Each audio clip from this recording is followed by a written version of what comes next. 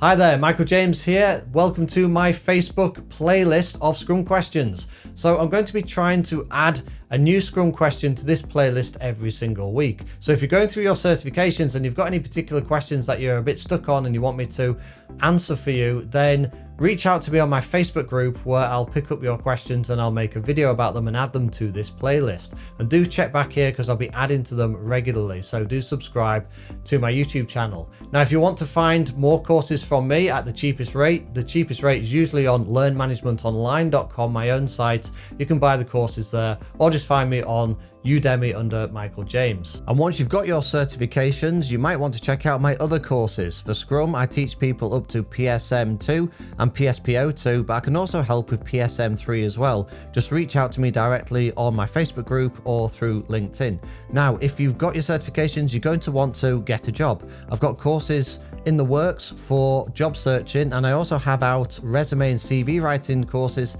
and my interview skills course as well. You can check out all my courses on Udemy, just search for Michael James, or just go directly to learnmanagementonline.com.